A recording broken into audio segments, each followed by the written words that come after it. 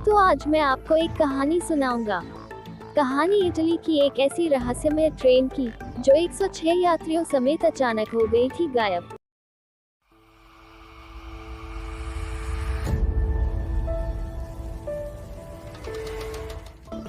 ट्रेनों और प्लेटफॉर्म से जुड़े कई रहस्यमय किस्सों के बारे में आपने सुना होगा, लेकिन इन सबसे ऊपर है इटली की वो ट्रेन जो यात्रियों समेत गायब हो गई।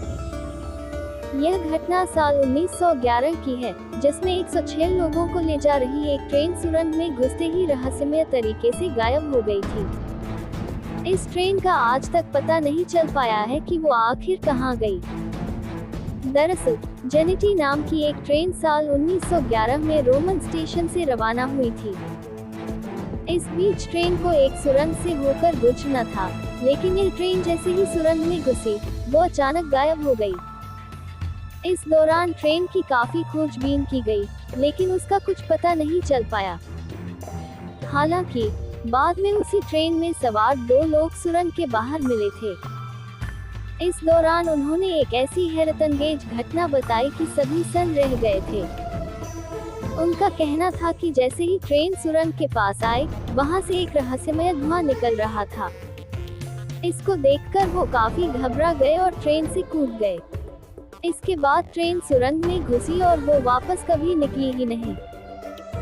इस रहस्यमय घटना के बारे में कहा जाता है कि यह ट्रेन अपने समय से 71 साल पीछे यानी कि भूतकाल में चली गई थी। मीडिया रिपोर्ट्स के मुताबिक यह ट्रेन सन 1840 में मेक्सिको में पहुंच गई थी। इस कारण इसे भूतिया ट्रेन भी कहा जाता है। मेक्सिको की एक डॉक्टर ने दावा किया था कि वो जिस अस्पताल में काम करती है, वहां रहस्यमय तरीके से 104 लोगों को भर्ती कराया गया था, लेकिन वो सारे के सारे पागल हो गए थे। हालांकि वो इतना जरूर बता पा रहे थे कि वो ट्रेन से यहाँ तक आए हैं। आपको बता दें कि सबसे ज्यादा हैरान करने वाली बात ये थी कि उस समय कोई भी ऐसी ट्रेन नहीं बनी थी जो रोम से सीधे मेक्सिको तक जाए। हैरान करने वाली एक बात और थी कि इन लोगों के मेक्सिको आने का कोई रिकॉर्ड भी मौजूद नहीं था। यह अजीबोगरीब घटना आज तक पूरी दुनिया के लिए रहस्य ही बनी हुई है। हालांकि उससे भी बड़ा रहस्य ये है कि इटली, रूस, जर्मनी और रोमानिया के कई हिस्सों में इस ट्रेन को देखे जाने का दावा किया जा चुका है। हर बार जिस ट्रेन को देखे जाने का लोगों ने जिक्र किया, वो ठीक वैसी ही थी जैसी ट्रेन 1911 में गायब हो गई थी। दोस्तों, अब मैं आपको एक और रहस्यमय कहानी सुनाता हूँ। नया वीडियो शुरू करने से पहले मैं आपको बताना चाहता हूँ कि कृपया इस चैनल को सब्सक्राइब करें और लाइक बटन दबाएं। अब मैं आपको बता रहा हूँ अपोलो 11 की वो 4 चीजें जो आप नहीं जानते हैं।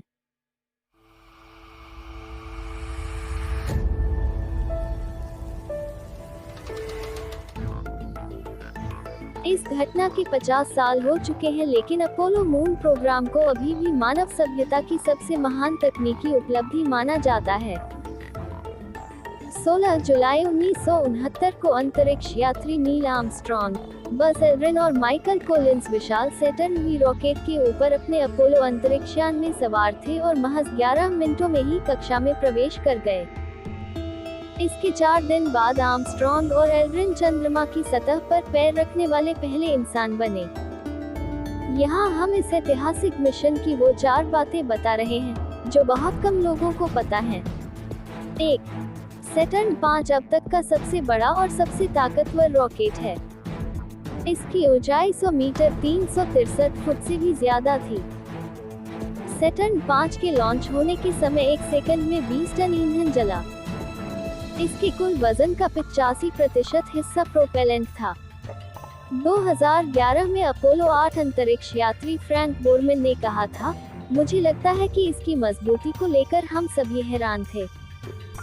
अंतरिक्ष यात्री चार्ली ड्यूक ने अंतरिक्षयान से मॉड्यूल के अलग होने को किसी ट्रेन टक्कर जैसा बताया था। सैटर्न 5 का वजन 2800 टन था और इसने लॉन्च के समय 35.5 मीटर न्यूटन बल पैदा किया। ये पृथ्वी की कक्षा में 130 टन वजन को स्थापित करने और 43 टन वजन को चंद्रमा पर ले जाने के लिए काफी था। ये वजन लंदन की लगभग 4 बसों के बराबर है। 2. अपोलो का क्रू कंपार्टमेंट एक बड़ी कार के बराबर। आर्मस्ट्रॉन्ग, एल्ड्रिन और कोलिंस ने चांद पर जाने और वापस अंतरिक्ष में आने के दौरान लगभग 10 लाख मील की दूरी एक बड़ी कार के बराबर के कंपार्टमेंट में एक साथ रहकर बिताई। कमांड मॉड्यूल में लॉन्च और लैंडिंग के दौरान अंतरिक्ष यात्रियों को बेंच की तरह काउच में बांधा गया था, जिसका आकार 3.9 मीटर 12.8 फुट था। यहाँ छोटी जगह में कैद होने के डर के लिए कोई जगह नहीं थी। कमांड मॉड्यूल के पीछे सर्विस मॉड्यूल था, जिसमें ईंधन टैंक और इंजन था। लूना मॉड्यूल LMEA लेन को कमांड और सर्विस मॉड्यूल के पीछे एक कंपार्टमेंट में रखा गया था। पृथ्वी छोड़ने के बाद अपोलो ने लूना मॉड्यूल के साथ डॉक करने के लिए उड़ान भरी, जिसे कमांड मॉड्यूल के पीछे अंतरिक्ष में ले जाया गया, जहां से ये चंद्रमा की तरफ मुड़ गया। 3. गणित में कुशल अफ्रीकी अमेरिकी महिलाओं ने चंद्रमा तक के रास्ते का खाका खींचने में मदद की। डिजिटल पूर्व दौर में नासा ने बड़ी संख्या में महिला गणितज्ञों को मानव कंप्यूटर के रूप में नियुक्त किया, जिनमें अधिकांश अफ्रीकी अमेरिकी महिलाएं थीं। उनका डेटा प्रोसेसिंग कार्य और जटिल गणना करना अंतरिक्ष कार्यक्रम की सफलता के लिए महत्वपूर्ण था।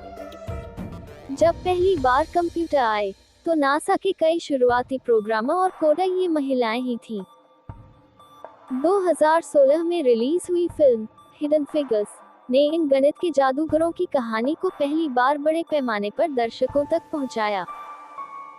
ये अंतरिक्ष पथ रॉकेट का बिना ईंधन का इस्तेमाल किए ही अंतरिक्षयान को चंद्रमा के गुरुत्वाकर्षण से बाहर पृथ्वी की ओर लौटने में सहायक होता है। हालांकि जब अपोलो 11 अपनी मंजिल के करीब पहुंचा, तो अंतरिक्ष यात्रियों ने अंतरिक्ष यान को धीमा करने के लिए लूना ऑर्बिट इंसर्शन नामक प्रक्रिया का अनुसरण किया, ताकि यान चंद्रमा की कक्षा में चक्कर लगाए।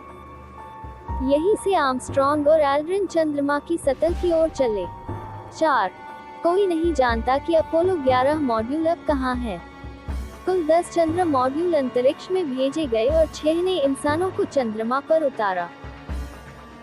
एक बार इस्तेमाल होने के बाद कैप्सूल को छोड़ दिया गया था और वे या तो चंद्रमा की सतह पर गिर गए, पृथ्वी के वायुमंडल में जलकर खत्म हो गए, या एक मामले में ये सूरज की कक्षा में चक्कर लगाने लगा।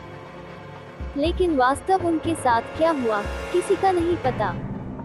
पहले 2 लूना मॉड्यूल का इस्तेमाल परीक्षण उड़ानों में किया गया और वे पृथ्वी के वायुमंडल में जलकर खत्म हो गए।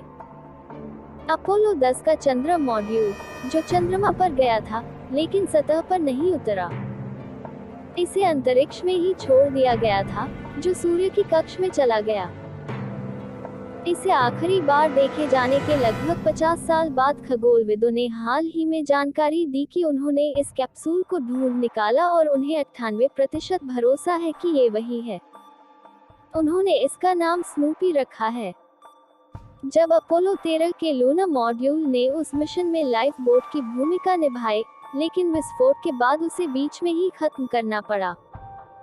अन्य अधिकांश मॉड्यूल को सतह पर वापस क्रैश लैंड करने के लिए भेज दिया गया।